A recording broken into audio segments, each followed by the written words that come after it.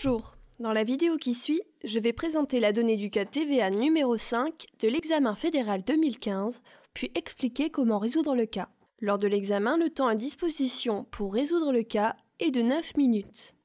Il s'agit, lors de la résolution de ce cas, de résoudre 5 mini-exercices concernant les différentes méthodes de décompte de la TVA. Lors de la résolution du cas, il faut garder à l'esprit que les taux de TVA de l'époque étaient différents des taux de TVA actuellement en vigueur. Aussi, certaines franchises et limites TVA étaient différentes de celles en vigueur à ce jour. La donnée du cas est la suivante. Cas 5. Veuillez cocher la solution qui vous semble être la bonne. Une case cochée correctement équivaut à un demi-point, de même que la mention d'une justification adéquate. Idéalement, la mention précise d'une base légale vous donne un demi-point supplémentaire. Aucun point n'est donné pour des réponses contradictoires. Exercice 5.1.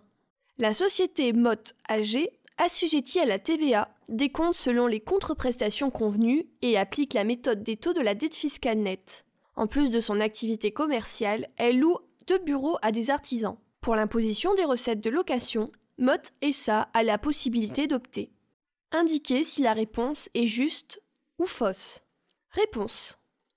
Cela est faux, car il n'est pas possible d'opter pour des locations lorsque l'assujetti décompte la TVA selon la méthode des taux de la dette fiscale nette. Attention, si l'impôt est néanmoins facturé, le montant indiqué doit être versé à l'AFC.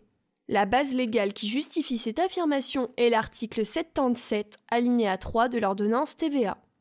Exercice 5.2.